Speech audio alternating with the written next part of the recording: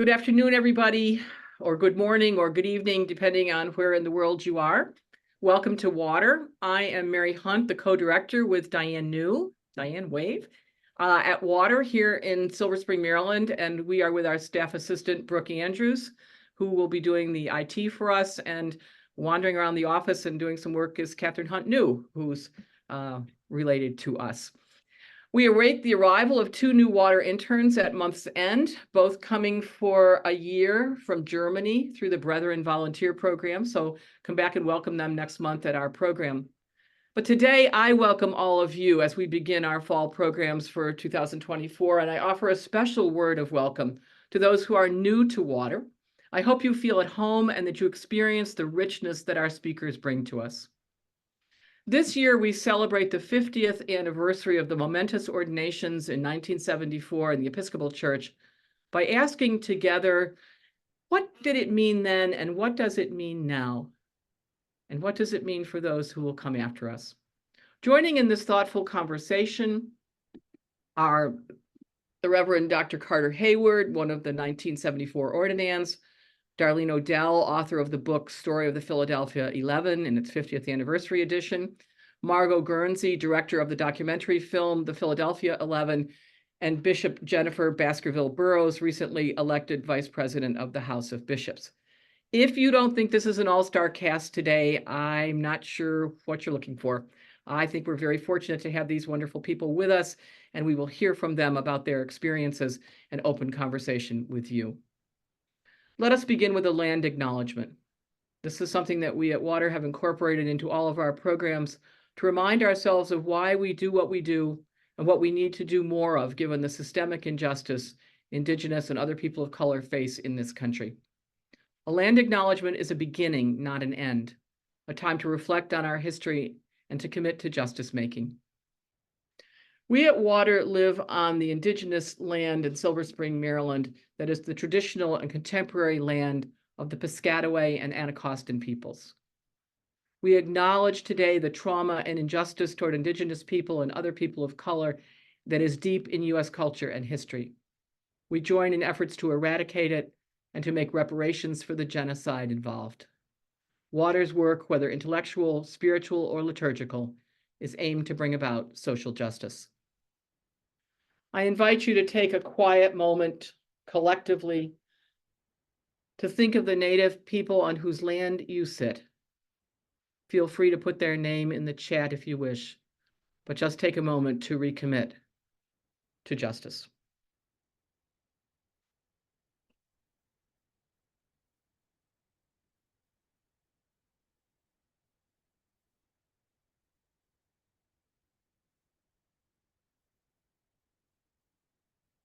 Thank you.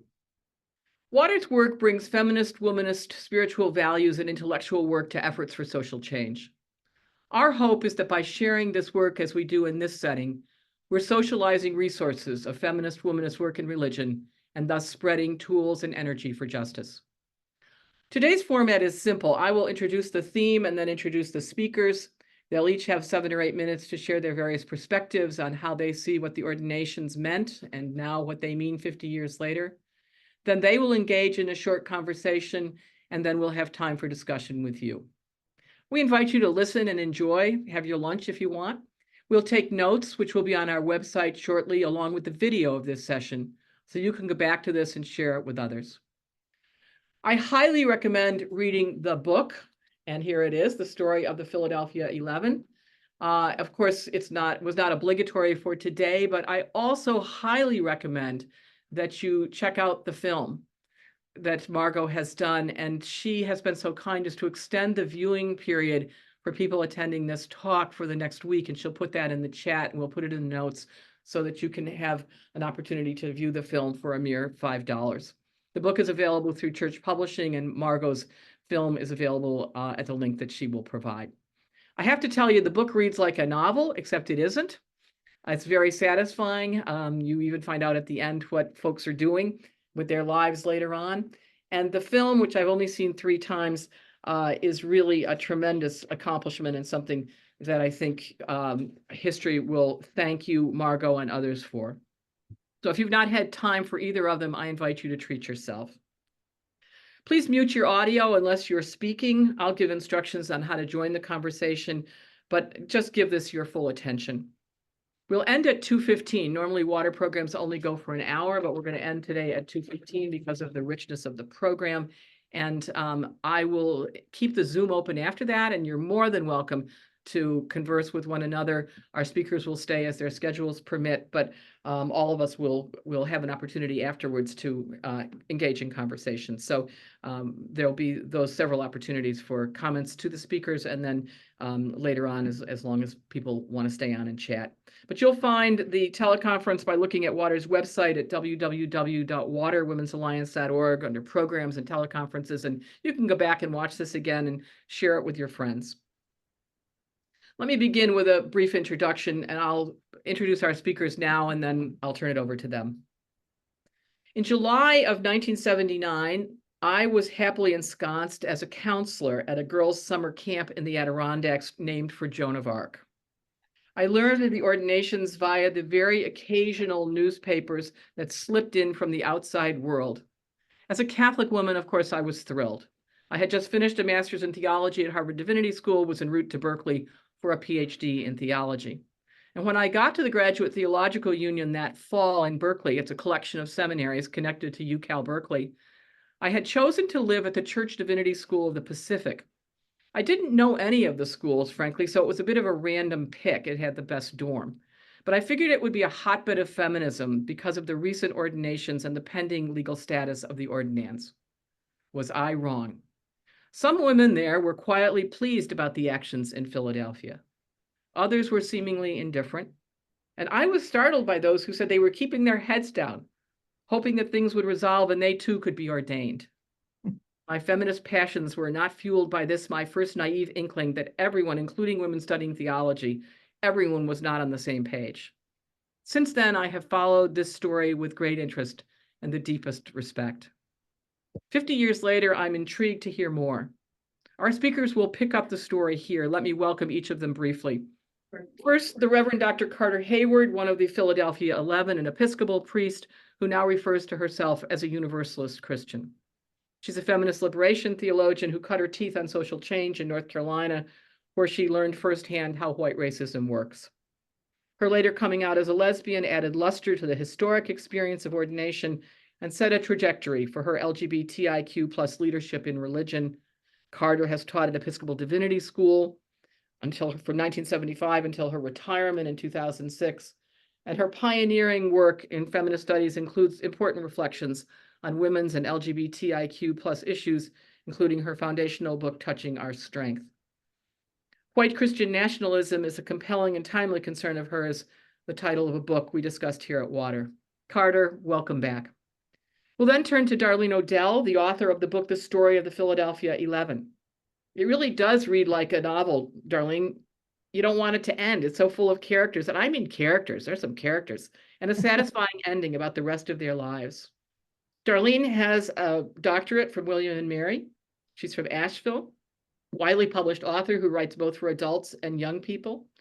Her published works include one book of great interest, Sites of Southern Memory, the autobiographies of Catherine Dupre Lumpkin and Lillian Smith, and none other than Pauli Murray, a later ordinand in the Episcopal Church.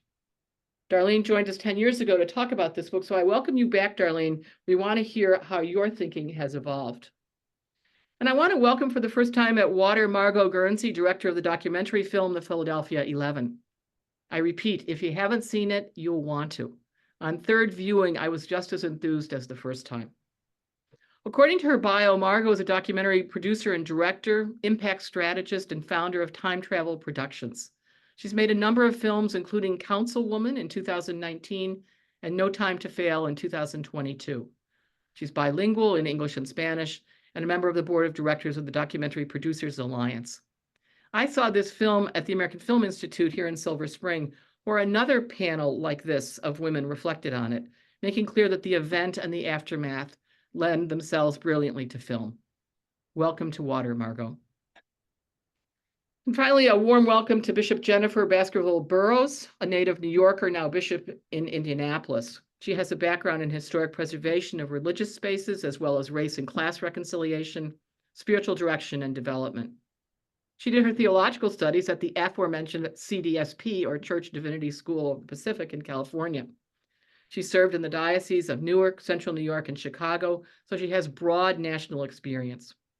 Jennifer's also a triathlete and a chef to round out her busy life. She's the first Black woman elected as a diocesan bishop in the Episcopal Church, and she was recently elected vice president of the House of Bishops. Jennifer, please be at home here at Water. What a stellar lineup of speakers. So now we turn to you, Carter, to lead things off. What was it like then now, and what's it like now, Carter? We're in your hands. Thanks all. Mary, let me just say first, thank you so much to Water, to you and Diane and your wonderful staff there. You do consistently and have for decades done so much for women, for LGBTQ, for anti-racism, for keeping what's best about the churches alive and really challenging us to be even better, our best selves. So thank you so much for this. And look, I am so honored to be with these sisters on this particular panel. This is the first time I've been with both Darlene and Margo at the same time to talk about the book and the film, which, I mean, I could go on for a day about each of those resources. I think so highly of them, and they are so perceptive and filled with such insight. And Bishop Jennifer, I love being with you again. We had a great time watching the film together. We were making wisecracks back and forth, as I recall. So what was it like then? It was both exhilarating and harrowing. Exhilarating because it was time. It was time for the Episcopal Church, or I should say the churches in general, but certainly the Episcopal Church, to try shattering the glass ceiling that had been keeping us females down and out and silent for too long. And I'll speak just about the Episcopal Church right now, though there's a lot to say about the Catholic and Protestant denominations and the Orthodox as well, not to mention other religious traditions. But in the Episcopal Church, this matter had been studied for over 50 years. Every study commission from the House of Bishops had concluded the same thing, which was that there was no reason not to ordain women, but let's not do it now, as Sue Hyatt says in the film. And after the 1973 convention turned women's ordination down for the second time, several of us, women and bishops and priests, which would have been men, of course, and lay people, primarily but not entirely women, said, you know, some of us need to do something about this because this is not going well, and this is not just, this is not right. It is time. So beginning in the fall of 1973, after the General Convention in Louisville, we began having various meetings among ourselves to try to figure out what ought to happen. And therein is a story too, that there was not time and space to tell in the film or the book, really, about all the efforts that were made between October or November and the next July when the Philadelphia ordination took place. But there were several efforts made to get bishops to ordain women, and they wouldn't. And I'm holding my hands like this because my own bishop, Bishop Paul Moore, whom I regarded so highly in other ways, said his hands were tied. He couldn't do it. He wanted to do it, but he couldn't do it. Well, that was really a statement about collegiality, about men's loyalty to other men, waiting for the rest of the bishops to come around and waiting for the church to come around. Anyhow, we couldn't do it. And so by mid-spring, we began organizing what became the Philadelphia ordination when Bishop Bob DeWitt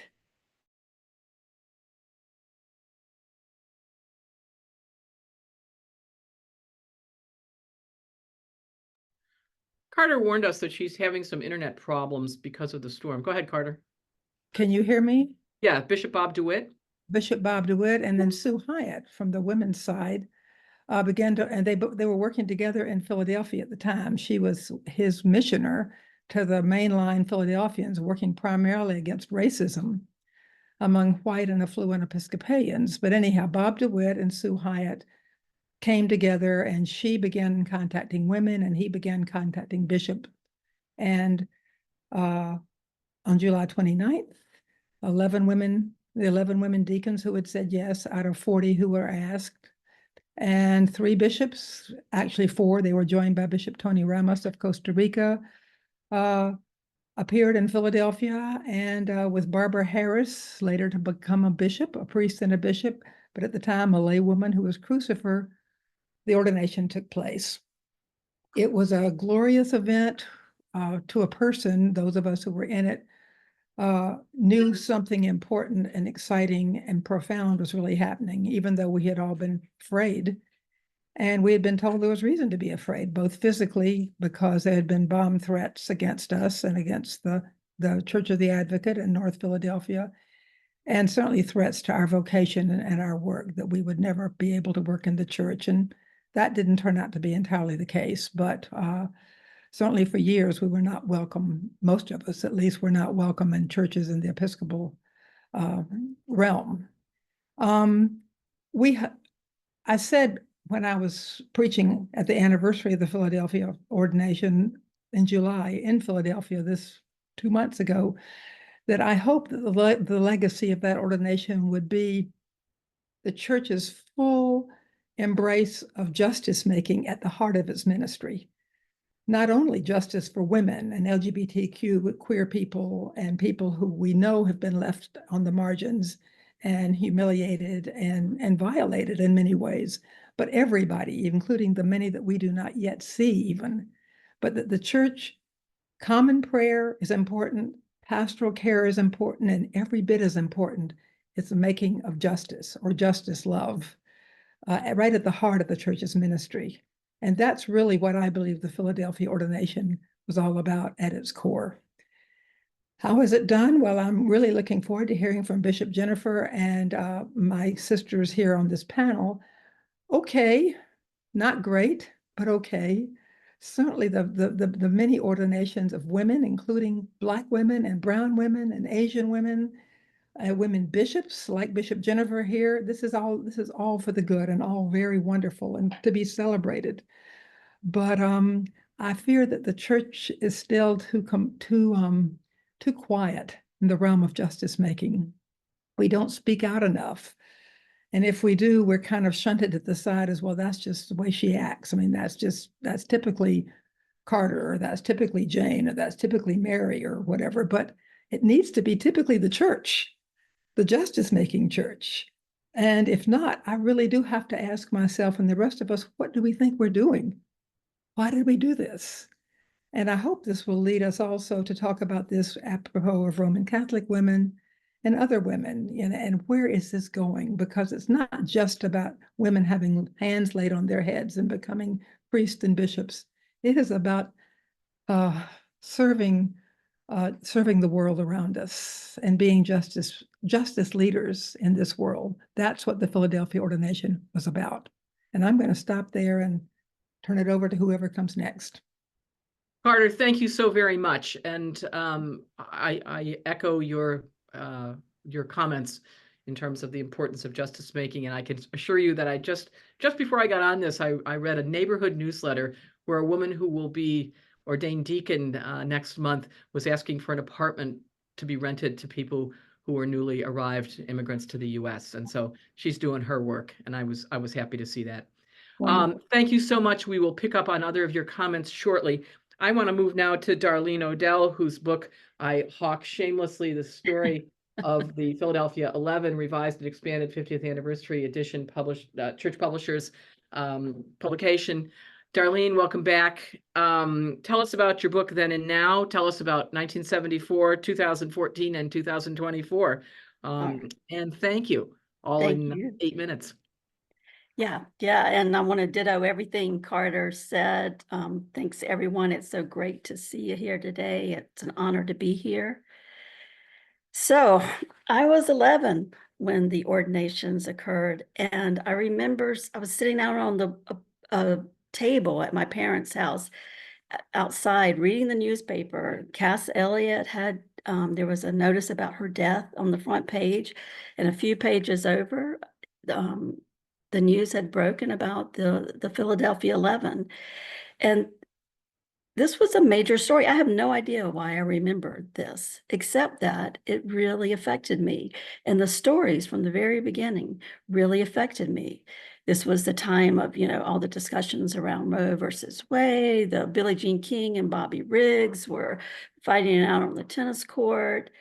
And I just found these stories so interesting, but also empowering.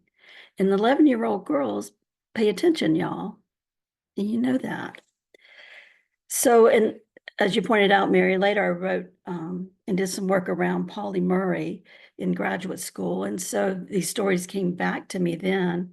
And then in 2005, I moved to Brevard, and someone mentioned that Carter Heyward lived there. And I was like, wow, it just felt like that these stories were just constantly weaving in and out of my life. And so then the 40th anniversary occurs, and I started hearing these. I'd met Carter. I'd started hearing these sort of behind the scene stories. I'd heard them from Allison Cheek. And so in discussion with Carter and with church publishing, I started research for the book. And the first thing I realized is that Episcopalians, particularly Episcopal priests and bishops, leave very long paper trails. The amount of research, the archival materials, I realized pretty quickly that I was going to have to focus. I had a discussion with Margo way back then, and I said to her, it's like trying to do a Robert Altman film. There's like 25 major characters that you need to talk about. So when I was able to focus, what I focused on were the things that had really stood out to me, which were the stories. And right at the same time, I came across a quotation from, of all places, Sports Illustrated. And it was the editor telling a younger writer, and the quote is, "The art of the work rested in telling people who already knew what happened a story so compelling that they forget everything and in the end wish they had been there." So I kept that right in front of me the whole time I was writing to remind myself it was their stories that had really spoken to me. So then between the 40th and 50th anniversaries, I started asking myself a question. What if they had chosen just to wait it out, to not take action? And also, it's important to point out that the Washington Four, 13 months later, also took action and became ordained. And so, but what if they hadn't? Because this, to me, is a larger issue than what happened in the Episcopal Church. It's also an issue of what happened politically. Because can you imagine if a few small denominations, and the Episcopal Church not being one of those? Because I think the Episcopal Church would have become way more conservative if they hadn't forced their hand in 74. But can you imagine taking on same-sex marriage, for instance, with a few small denominations? I don't think it would have happened.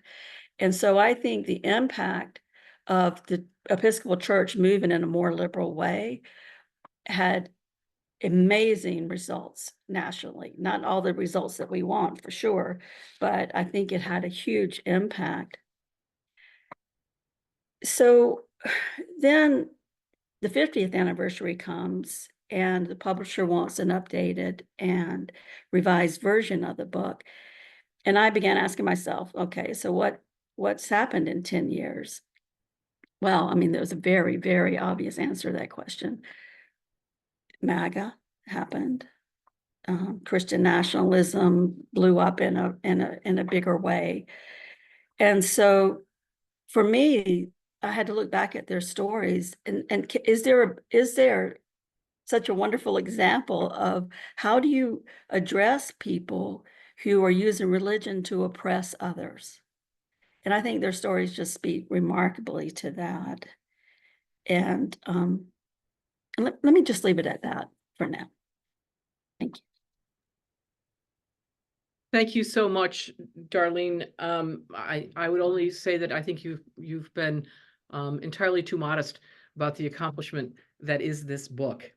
And if we didn't have this, we would not have the stories, and we would not have the insights that have emerged both then and now from the lives of these people. And what I found on this most recent reading was to look at the journey continues, the section at the end, and to see what happened to those people. And the journeys are very different, and that's a testament, I think, to the uniqueness of the women involved, especially and including the early bishops, and also the four women, as you mentioned so rightly, from Washington, who sometimes kind of get left out of this conversation. So thank you. And please, folks, Church Publishing, The Story of the Philadelphia 11, and don't let Darlene's modest telling of the story dissuade you from reading what I really do think is a page turner. Thank you so much. Now we go to Margo Guernsey and her film, which again, I hope you have an opportunity to see. She tells me that there's a little bit of a glitch to get that time extended, she says in the chat, for people to watch it. But what great generosity, Margo, of even trying to figure that out. So with no further ado, how has the film been received, and what do you glean from it about the impact of the ordinations over time? And thank you, thank you, thank you. Thank you, Mary, for having me. I still remember emailing you when we were in the beginning stages of making this film and trying to find friends and allies through our first crowdfunding campaign. And so thank you for responding to me then and sharing the campaign. And thank you. This is a dream panel for me as well. I'm just really thrilled to be here with you all. I want to start with a little story from yesterday. I teach a class at Emerson College. It's a producing it's not a documentary film class, actually. It's producing film. It's the only class I teach. I'm an adjunct professor there. So I come in and out, sort of come in for my class and go back out to do all the other things I'm doing.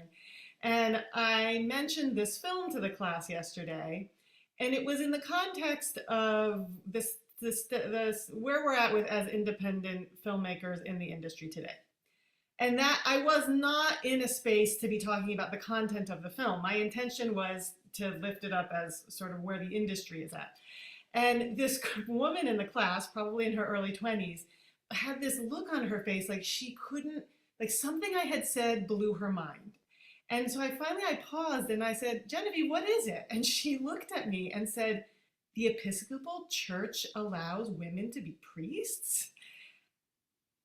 And this was yesterday. And I sometimes wonder, is this a story, of course it's a story that needs to be told, but I'm often saying that we need to tell this story because we need to be justice lovers, as Carter started with.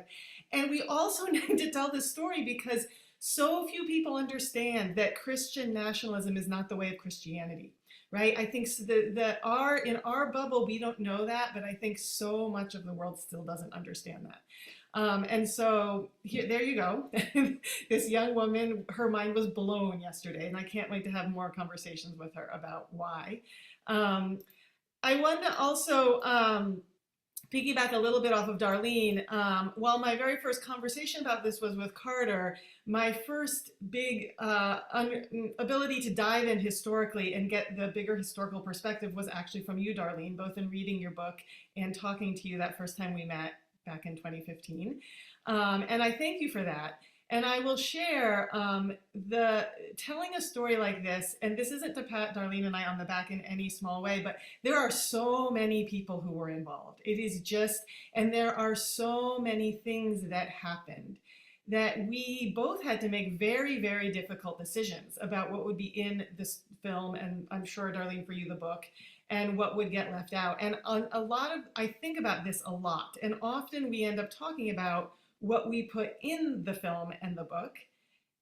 And yet I personally don't mean to silence those things that we couldn't include, right? And there are so many of them. And so this may be a little bit of a spoiler, but there's another one that I want to lift up that Carter mentioned about what had happened the year before. Another thing that the film doesn't do as good a job, didn't have time or the ability to really dive into, was the skill with which Carter and Sue and the others were able to hold together a movement in solidarity with people who had very, very different perspectives of what should happen. So there's those who were very supportive of the ordinations in Philadelphia and were moving gung-ho forward. Women are priests, women's always should have been. In fact, the canons didn't even need to be changed. That was a silly idea invented by these men. And then there were those who wanted legal change and who were very gung-ho on making the legal change. Those are two movements that you can also imagine those types of things splinter us today.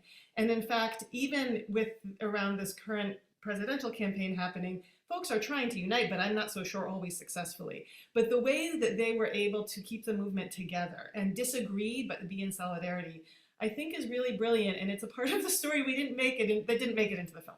So I thought this was a space maybe to lift that up a little bit.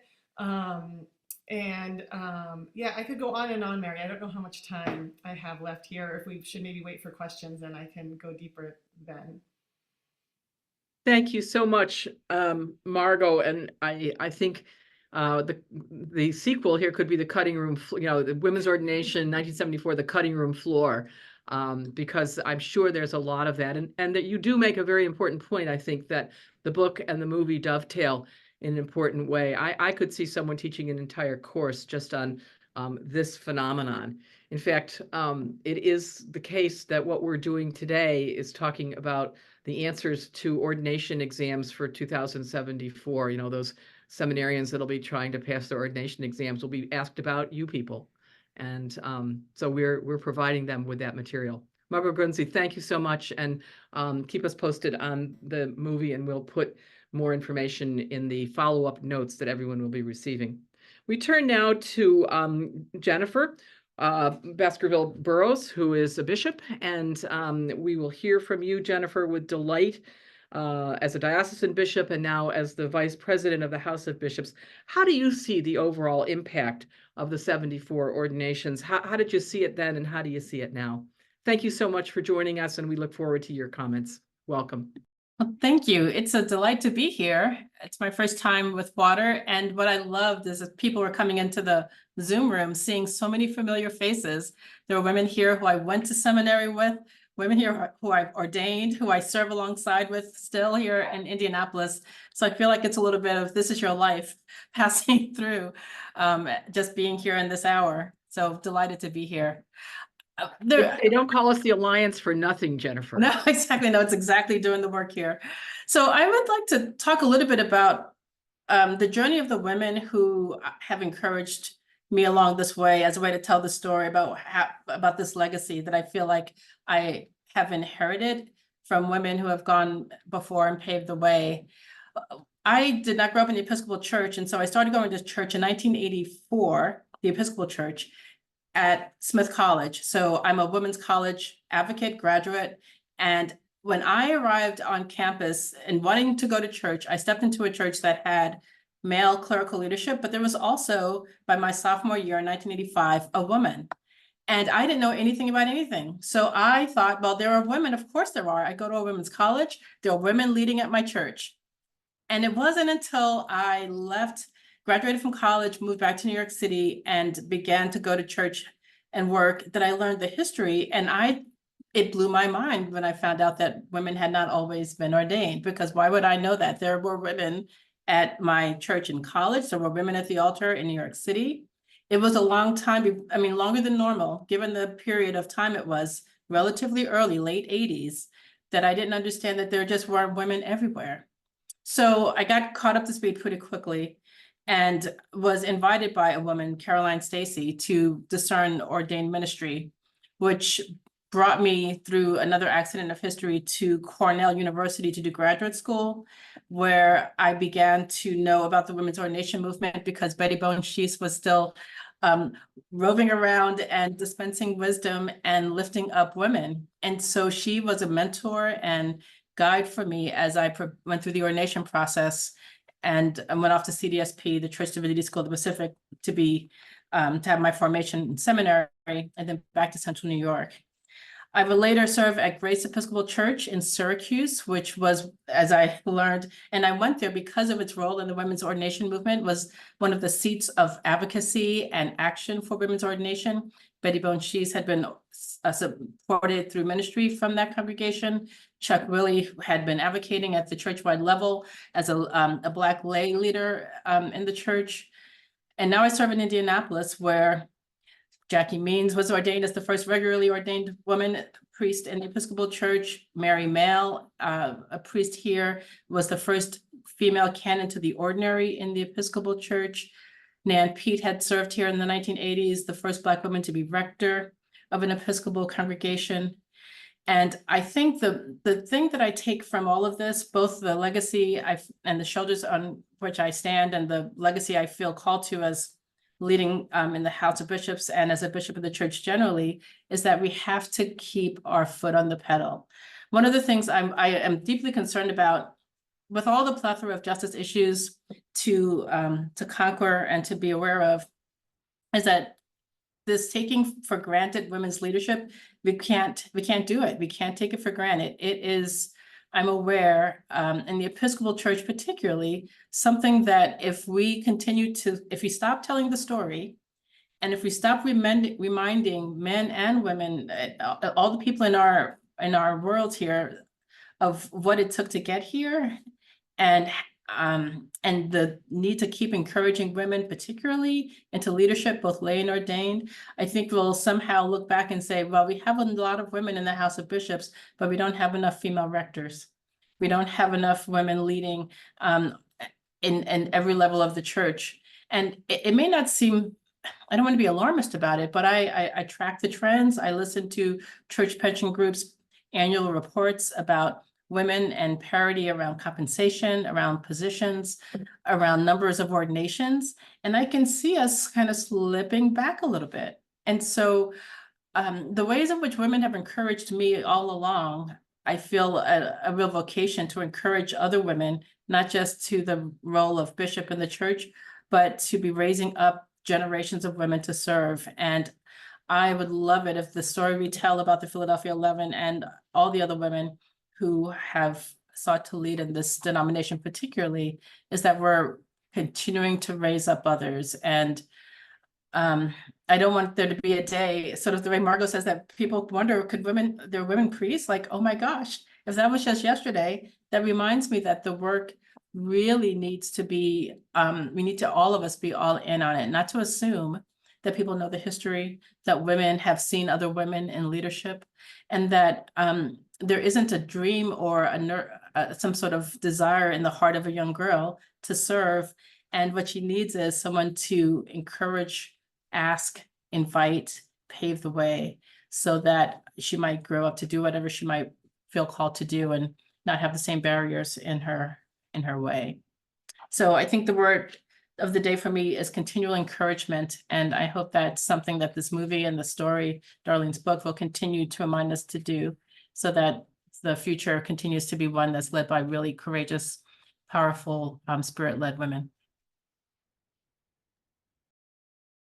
Thank you so much, Jennifer. And thank you for lifting up the many names, because you're absolutely right that until and unless we know their names, we say their names, and we revere their names, there will not be more names to come. And I think you also make a very important point, which I hope will come out in the discussion, about backsliding and some of the ways in which progress can be eroded very quickly during this MAGA/Christian nationalism period of American history. So I appreciate you raising all of those issues, and I now want to open the floor.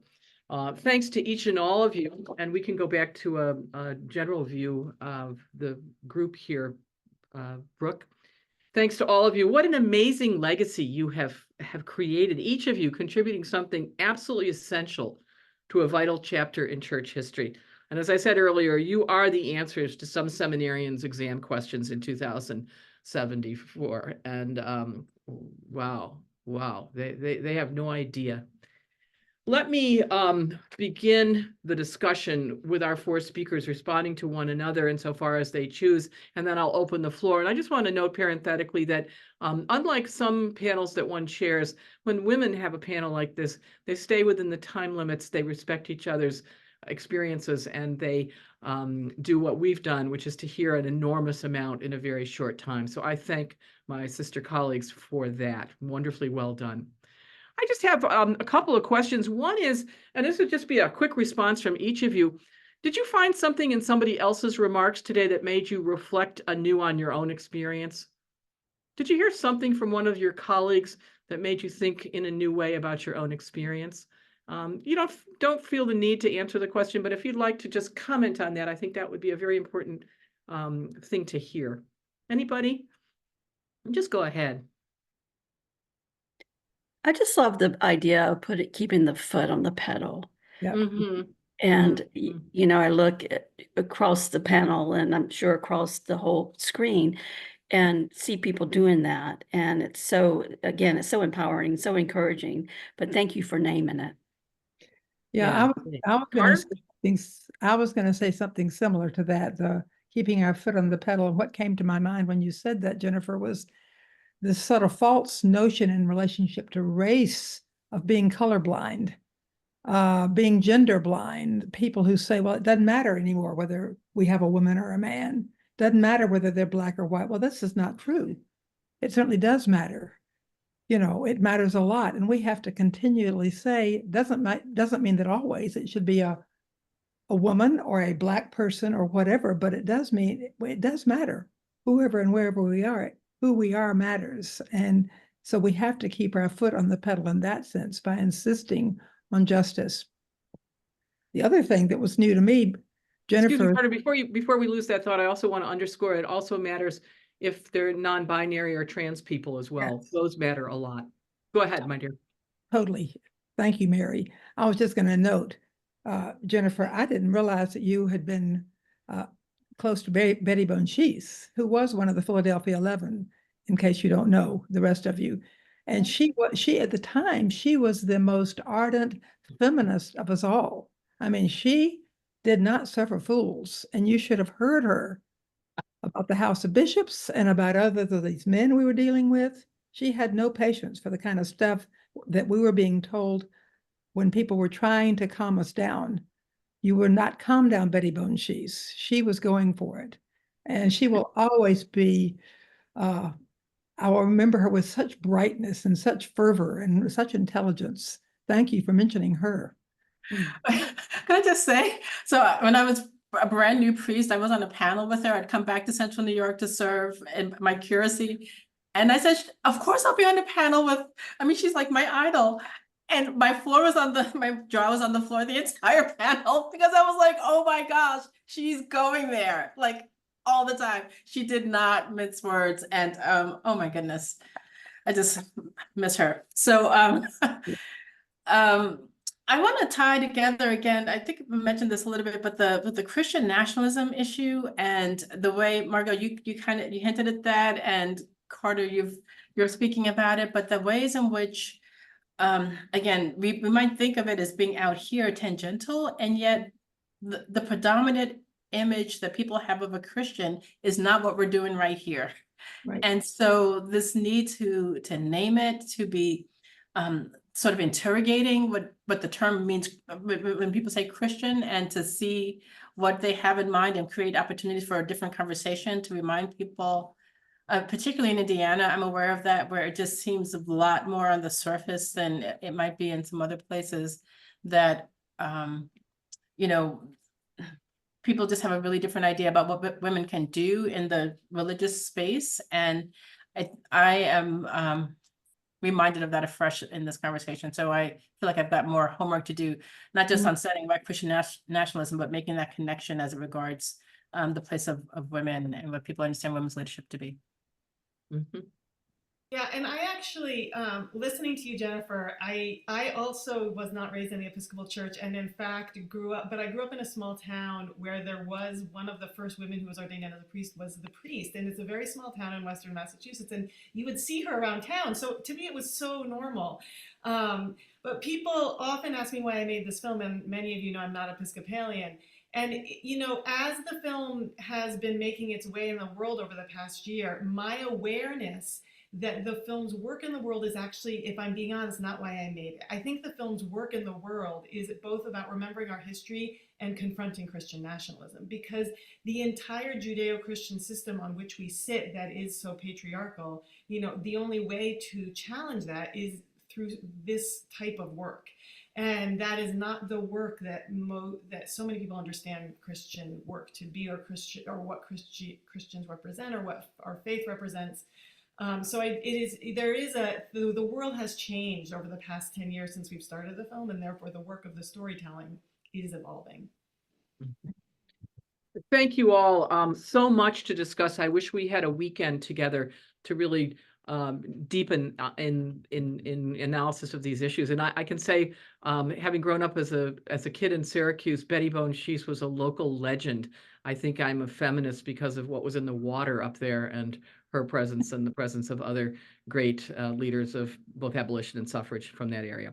I have one more question, and then I'm going to open it up to the audience, and that is, there are many things to be said about the experiences of women in other denominations that do ordain women, where numbers have grown rather remarkably from about 3% in 1980 to well upwards of 30% in sort of as an aggregate currently. And there's probably more than 50%, not probably, there are more than 50% of the students currently in seminary studying for your vocation are women or women identified persons.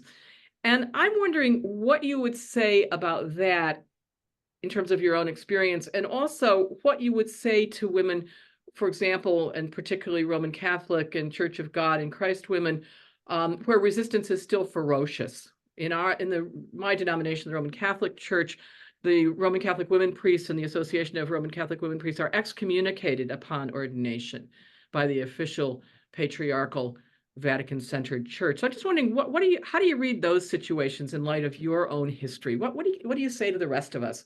What should we be thinking about? Carter, you hinted at it about how all the trajectories don't need to be the same. What would be some of the reflections briefly that you might offer? And then we'll open it up for many more questions from our larger group here. But any just way of getting at that reality? What does that mean? And where do you see it going?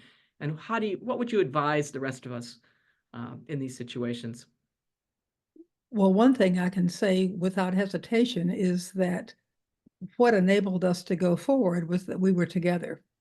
That there were initially 11 of us ordained, and then 4 more the next year, and that, as was pointed out, we managed to stay together, even though, as Margo said, we didn't agree with each other about everything.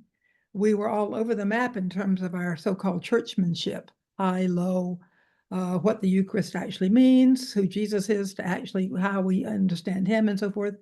But that was really quite beside the point. We knew that we had to stay together, or else we would all be defeated. And so that's what I certainly would say to any women who are seeking to change anything, not just the churches, that the more collective we can be and the more mutually supportive we can be, and make allowance for our differences, and not have to have everybody reflect us. In other words, that way we can build coalitions, we can build alliances like water, we can decide what really is our goal. I mean, maybe our goal is to stand with the Haitians in Springfield, Ohio, across denominations, for example, and do something publicly, send representatives there, and break bread together on the town, in the town square, and feed each other, whether we are ordained priests or not. In other words, just break out of the traditional structures that would say, well, you have to have a priest, or you have to have a bishop, or you have to have an Episcopalian, or you have to have a Roman Catholic. No, you don't. You just have to come together and do what is right. So that's just but together. It's that we all agree that we would have been picked off very quickly had it just been one or two of us. Lots of insights there, Carter. Thank you. Anybody else want to take a look at that? It's a tough one. The one thing I just note, I'm not sure if I've got a better answer than Carter's, the coalition working across whatever the sort of boxes we're sitting in. In Indiana, there is no supermajority, and so there are opportunities for us to work together across denominations here, which we try to do a lot of. We just welcomed in the new Methodist bishop for this Indiana district, and it's a Black woman who is coming over from Ohio. And I just think there's going to be, I'm praying for her. She follows an African-American man. And I just note that women are the larger percentage of college students. Women are in this way, of course, we're in theological education in higher numbers because women generally are taking places in greater numbers that are to which we're going to get a lot of resistance. And so I don't think it's any accident that the particular pushes around women's leadership or taking away bodily autonomy and those things are linked with the rise of women in numbers and leadership in places of power. And we cannot stay in our own denominations and expect that we're going to have change to resist that. We've got to kind of band together, as Carter says, and figure out ways to come together where we can, work together where we are separately when necessary, but it's certainly, if we're going to push through this current moment, which I really do believe is a sort of a moment in time that we can overcome this resistance to the presence of women in all kinds of important spaces, that we'll need to be aware of what's happening and keep pushing, but collectively. Thank you. Anybody else before I open it? Yeah. One quick point. Margo, please. I would say, like, I was thinking about the Southern Baptist women, for instance, and to borrow a phrase that Carter has used beautifully, remember who you are. You haven't always been thrown out. This was a political grab. This was a moment in history in the 70s where you were thrown out. So remember your history and claim it.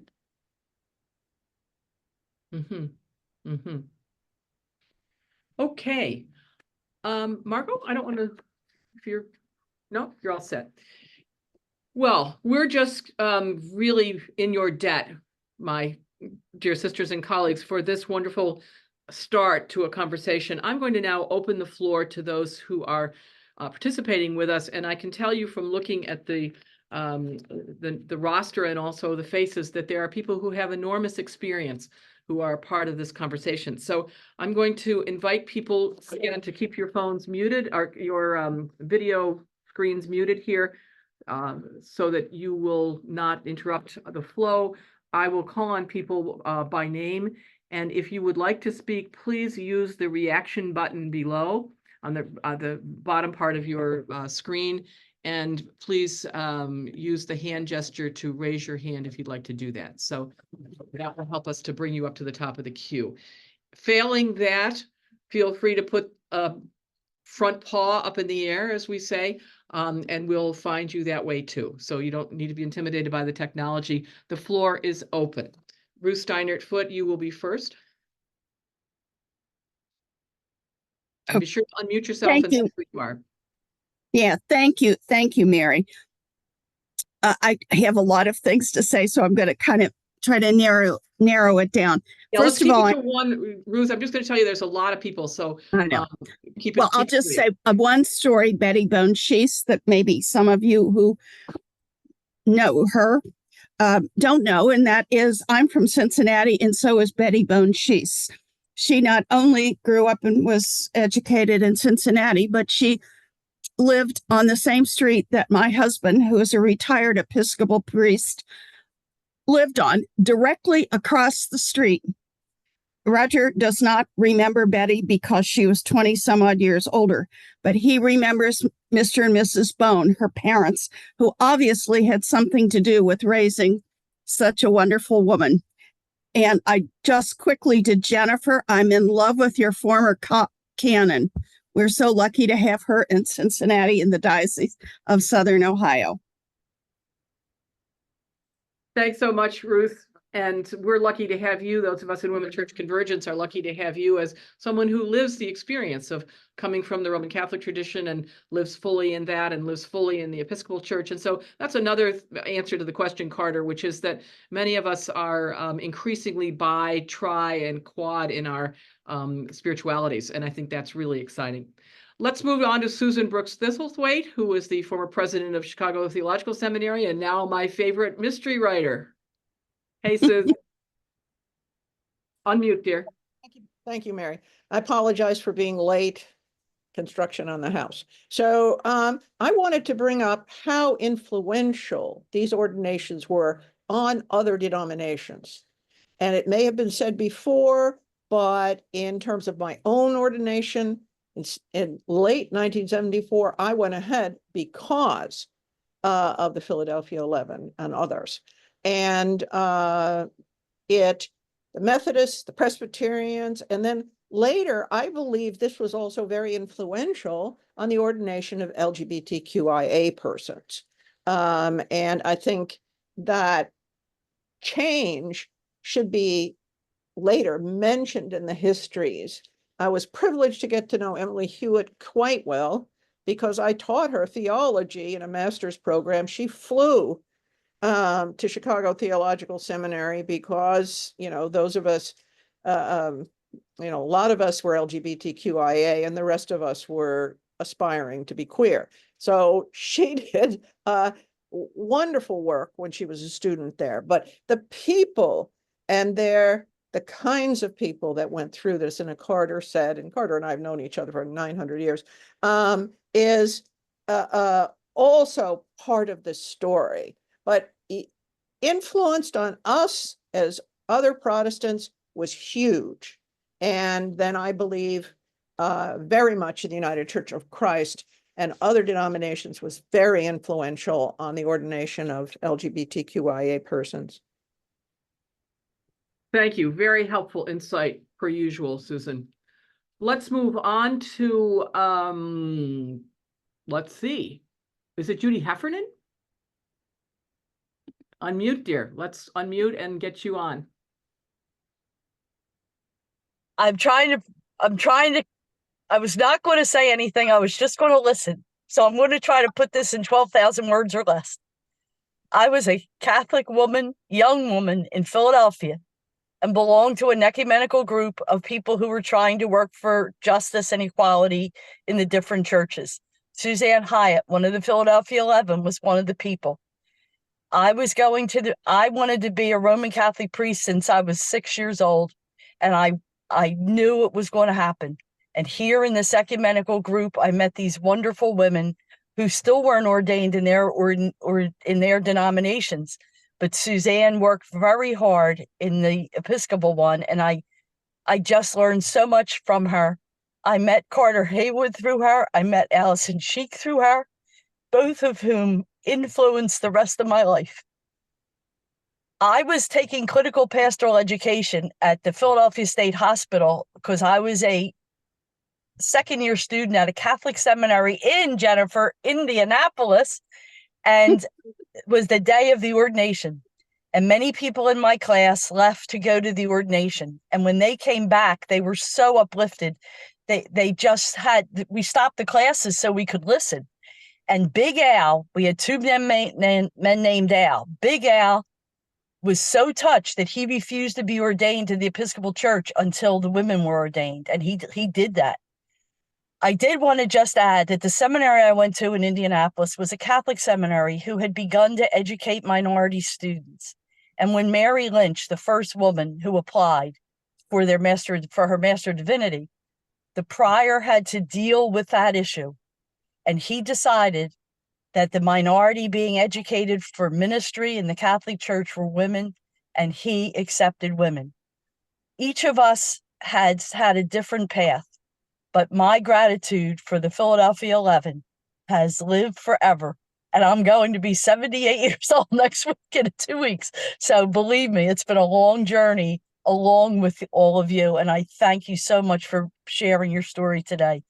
And Jennifer, Indianapolis is one of my very favorite places on earth, and I hope it's yours too.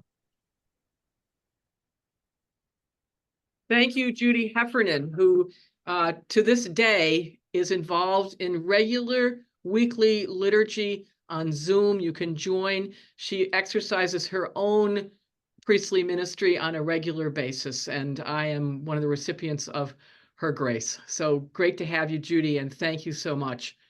Thank you so much for your spirit of generosity and sharing with us that story. Let's move on to Sarah, who's in the UK. Go ahead, Sarah. Thank you. And firstly, thank you for meeting at 1 p.m. because it means I can sit here in the dark of 7 p.m., which is incredibly helpful to me. First of all, I need to just get something out of the way because at the risk of embarrassing her, I've not long finished a PhD, and throughout that PhD, I've had Carter's picture next to me at my desk over a 6-year period. So this is kind of like a hero moment for me, but I'll park that.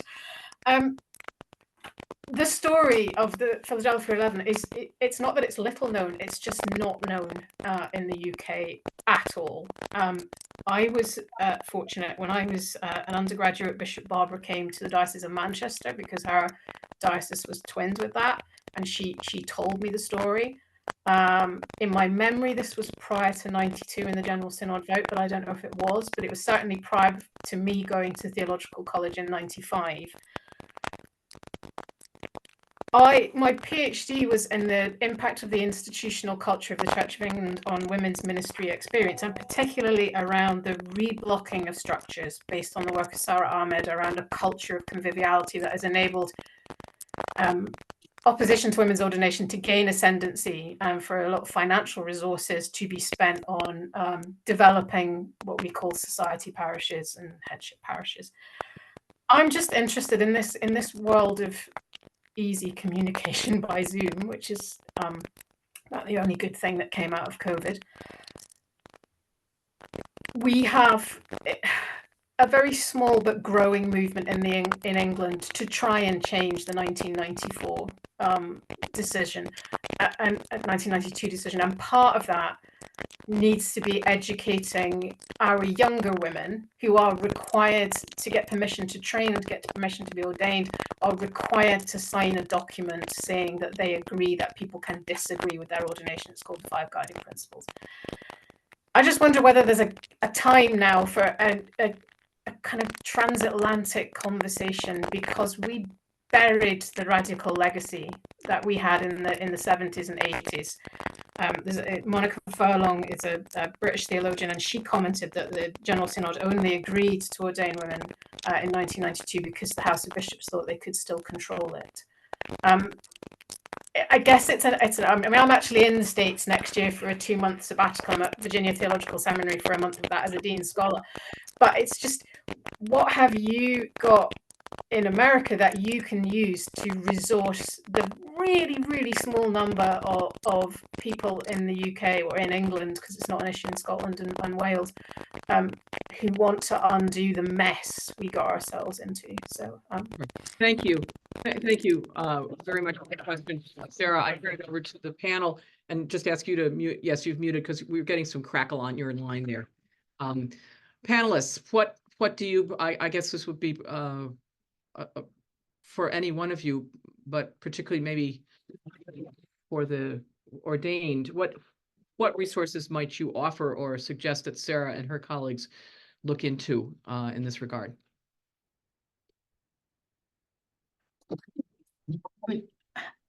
I feel just ignorant of all the, I would love a conversation with you, Sarah, to understand more fully what's happening there. I'm aware that there are fairly new networks of women bishops. We have a WhatsApp, and there are dozens of us who are trying to keep abreast of what's happening in our respective dioceses around women's leadership. And I think what I tend to know or to watch in terms of what's happening in the Church of England tends to just be very piecemeal and anecdotal. And I think I would want to know more. So I would welcome a conversation perhaps to learn more. And then when you're in the States next year, I know I'll be making some visitations to visit seminarians at Virginia Seminary. And so perhaps we can align those visits so I can sit down with you in person. Great. And we can connect you if you'd like that. I would appreciate that. Thank you, Mary. Sure. Anybody else? Carter, any thoughts on this? Is this in your bailiwick? No, I was going to actually ask Jennifer to respond because Jennifer, you're so much more involved with the institutional church right now than I am. I've always been kind of at the margins of it, but I think that Sarah, I think that it sounds very challenging, and I like Bishop Jennifer. I don't really feel like I know enough about it to speak intelligently, but this does not mean I think it should drop. It sounds like there's a really important something that needs to happen, and I would hope that if somehow women in the United States could be supportive in an active, ongoing way, that would be all for the good. But and maybe the women bishops could take the lead in this. I mean, I think that would be something great for you to do. It's easy enough for me to say, Jennifer, but that's what I imagine should happen. But it sounds like a good place for women theologians, women bishops, and women on the ground to have a kind of think and do tank, and figure out using some of the historical learnings from this successful, as it were, experiment in ordination. Just to hear, I think we miss the boat too if we don't understand how important it is, especially for younger women, to hear, for example, Carter, what you said today about holding the question of not needing to all agree with each other, but to stick together to get things done. And what you said, Jennifer, in terms of pedal to the metal, that we can't let up on this. And also how our non-binary and trans people will be facing even more challenging issues, not only here, but around in other parts of the world. So I think there's a lot to be said here. Let me turn then to Betty Lane in Dover, New Hampshire, and then Pamela Miller. And those will be our next two speakers. Go ahead, Betty. I wish we had some more resources, but I think there were some good ideas. But what I remember is that the conscience clause that the U.S. church had relating to if a bishop didn't want women, they didn't have to, was not quite as strict, it sounds like it, than the one in England. But it took a long time before the General Convention sort of forced every diocese to have women. So it's worth the struggle, but it is a struggle, and we should be together and do what we can to help. Just as a parenthesis, Betty, the Church of Sweden, I believe, had a conscience clause for a very long time, and I don't think they do anymore. I think the Church of Sweden got rid of that. So thank you for that intervention. Pamela Miller, former water, beloved former water colleague. Intern. Yeah, but very much 2 years with us, and very much still part of our team. Recent graduate of Wesley Seminary with an MDiv. So go ahead, Pamela. What have you got? So I just wanted to say to what Sarah said that's happening in England. And someone put it in the chat here as well. It is also happening here on a smaller scale, where we see what happened to the Southern Baptists and the break where women who have sort of break that glass ceiling. It's been a new one has been put up, and so women in ministry have to come together to support one another. Doesn't matter what denomination, to make sure that women gets their equal rights. Women are also seen and heard, and if we follow what is happening with the Christian nationalists, that's the way we're going also. So we have a lot to do to support one another, to make sure that these barriers that we've torn down don't get re-erected. Thank you. Anybody want to respond? You're welcome to do that. Okay, we'll move on. Thanks to Pamela Miller. Rose, go ahead. Unmute, please. Thank you. Oh, this brings back so many memories. I was in seminary with some of the Philadelphia 11 when I was in Rochester, New York. at that time I was an American Baptist and wasn't sure if I was going to be ordained or not. And I did end up being ordained American Baptist. And the Philadelphia 11 was an inspiration for, I think, all women in seminary and all women thinking about seeking ordination. I did change my ordination to Unitarian Universalist in the mid-'80s and found in there what I needed as a woman, I guess, for my faith journey. And one of the things that you talked about, the importance of solidarity, Carter did. Wherever I've lived, I've either helped form or been part of a group of women clergy, and not necessarily, well, I should say women in religion, because not everyone has been ordained who's been part of the women in religion groups that I've been part of over the decades, because we all have something in common as women ministers, and it's always just been reinforcing of our ministry to get together as women. One of the things that UU women did was to call a conference, 2 conferences in the late 70s and early 80s on women in religion, and to raise the question, what do we want our faith to look like for women going forward? And I think that increased all kinds of solidarity across the denomination for women. So that might be an approach of just calling women together to talk about how you want your faith to be for you as a woman, to consider.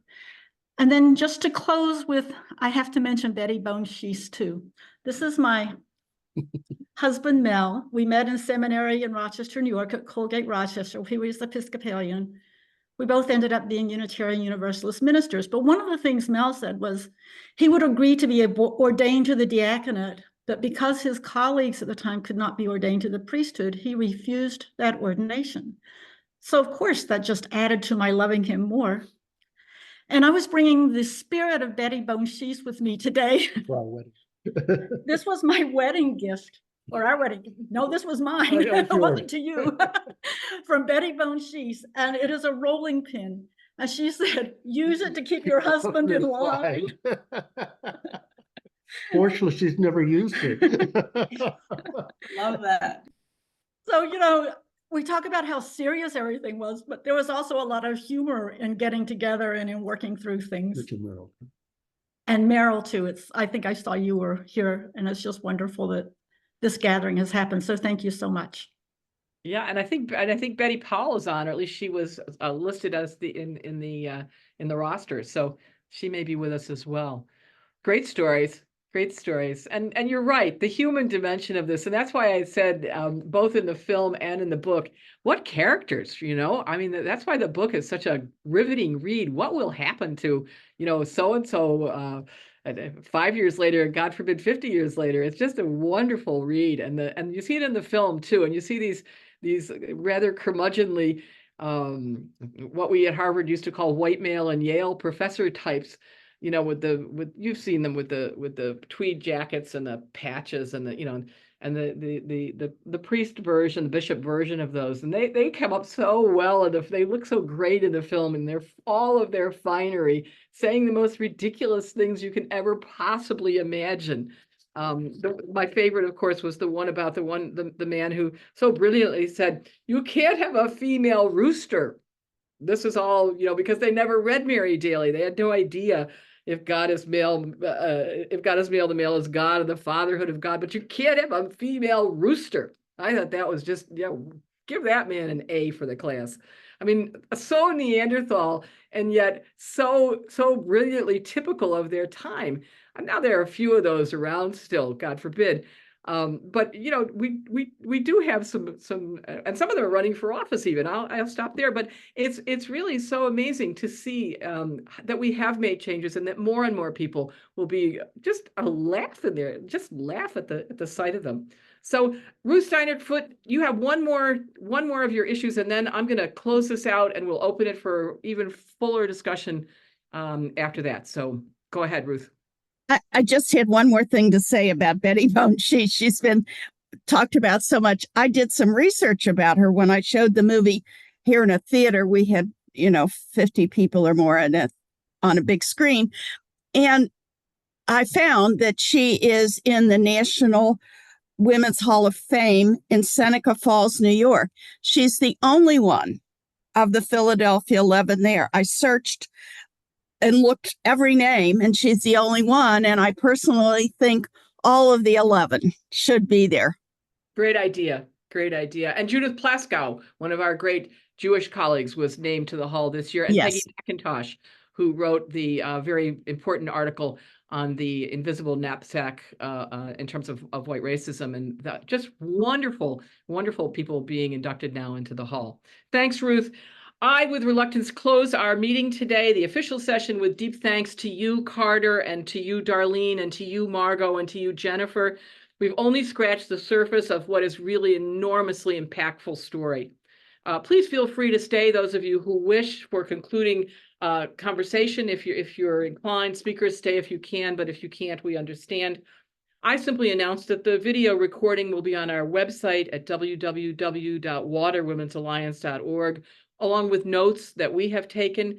So feel free to use this for your own continued thinking, share it with other people with our best wishes. And of course, get the book, The Story of the Philadelphia 11, and see the movie. And we'll get you information on that, and socialize these resources because they're so rich and amazing. We'll have a water meditation on Monday, October the 7th at 7:30 p.m. We'll have a water talk on Wednesday, October the 9th, which will be with Nancy Sylvester, who is one of the great proponents of contemplative work. It's called Journey Faith in an Entangled World, Empowering Contemplative Work. And that will be a wonderful opportunity to put together another resource, which is contemplation in this religious work. And then on Tuesday, October 22nd, Diane New and the water community will hold their monthly liturgy. Last night's was on peace, so you can imagine it will be something important at the end of October. Water programs are free. They're open to everybody. Everybody's welcome. At the same time, your donations to water are needed and welcome. We try to socialize resources. That's what we do. And those who can donate, do so generously so that we can make every water program available to everyone without charge, without discrimination. We at Water believe that if we share, among us, there's enough.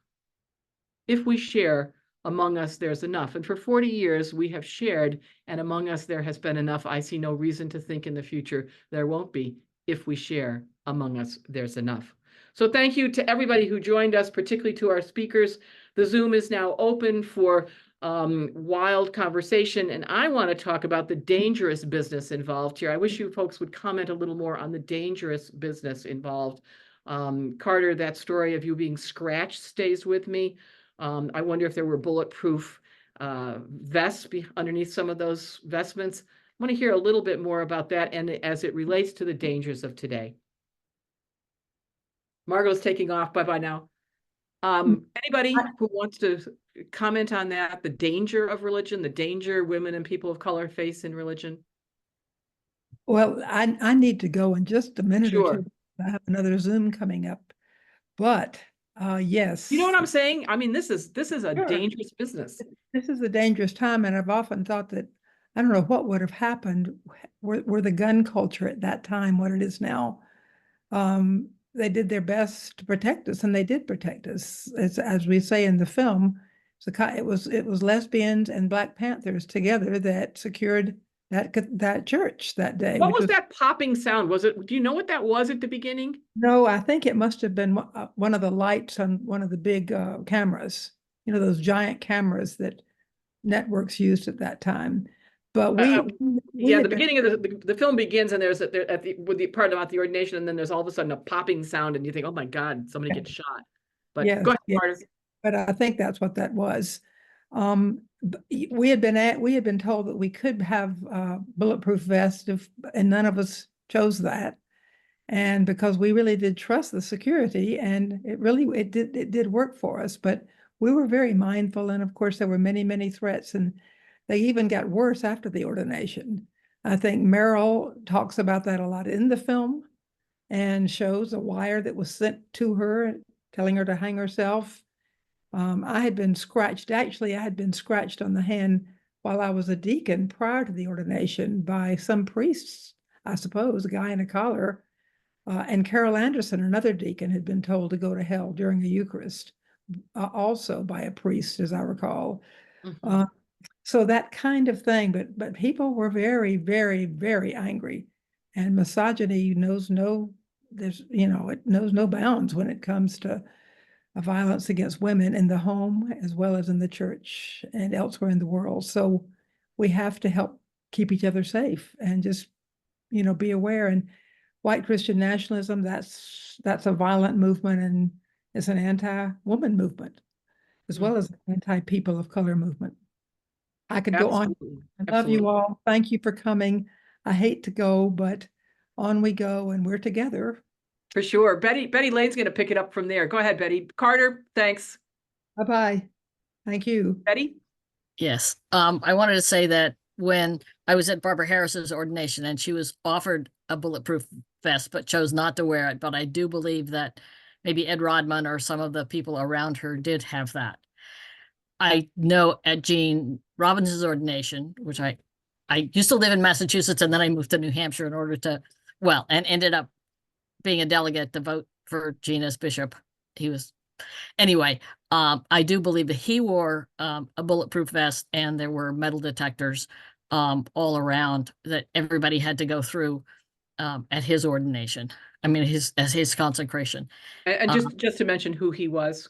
Bishop Jean Robinson was the first Gay. openly gay man elected to be bishop, and we elected him here in New Hampshire, where I still live.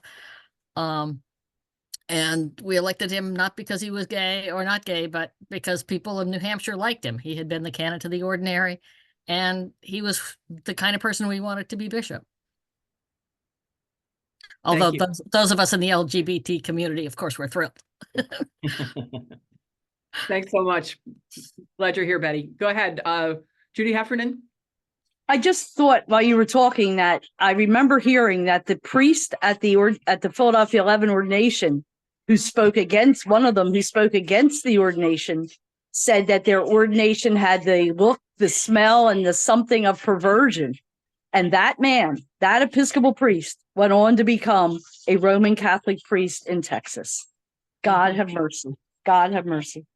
Yeah, so that's an important, Judy, that's a great anecdote about an important point, which is that the Roman Catholic Church, which has welcomed with open arms both Lutheran and Episcopalian and other ordained priests, married,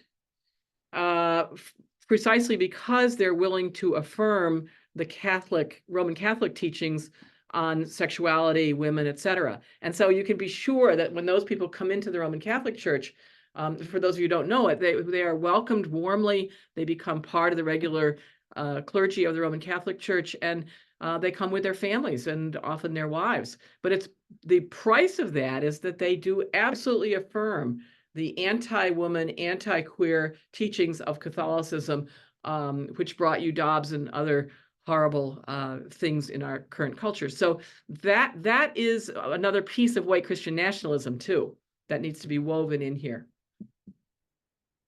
Darlene, I see you working on another book there in your busy head. Well, actually, one of the things, what I'm thinking is what your issue raises for me is certainly the danger, but also my impression after talking with people, for a long time over this. And it seems to me that as dangerous, as scary as those things were, some of the most damaging stuff came from the people, the relationships of people that should have known better. The people that were not the crazy ones on the edge threatening to kill you, but the ones that you thought you could depend on. The bishops that you thought that would have your back. That's what struck me when I was doing these interviews, was how much those relationships ended up damaging people or giving people things they needed to work through in the long run. Yeah, Carter alluded to that with Paul Moore. And what was the other guy? Robert, was it Straight? What's the other? I forgot his name. Oh yeah, Merrill's Bob Straits, was it? Bob Spears. No, Spears, Bob Spears. Yeah.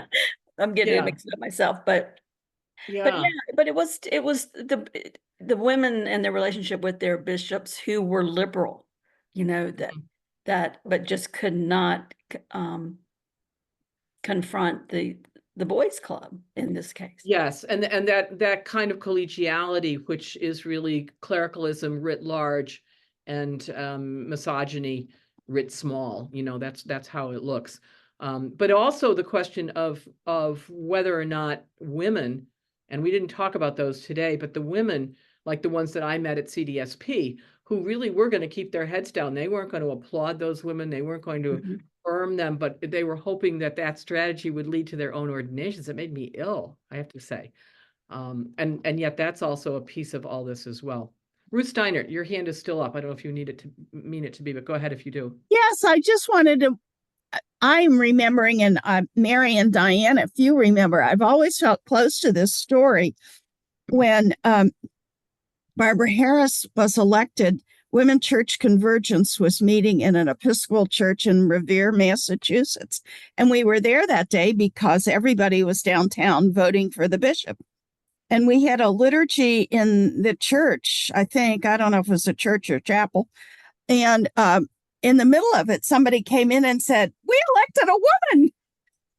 And just because I was there and heard the news firsthand, I've always felt like I was part of it. I wasn't really, but I don't know how you feel about it, but if you have memories of that day. What I remember, and this is the fun of it, is Marcy and Robin coming in with the bishop's hats and just celebrating women as bishops, and that we too could ascribe to this, or could, reach for this. Yeah, it was a thrilling moment to honor Barbara Harris and to have fun with women bishops. The section in the film about Barbara Harris is really very powerful, worth the whole movie, in my view. Very, very powerful. If you haven't seen the movie, please do so. I hope this has sparked your imagination and you want to do it. And we'll be sure to get you that information. And so generously is it being shared with us that I hope you will.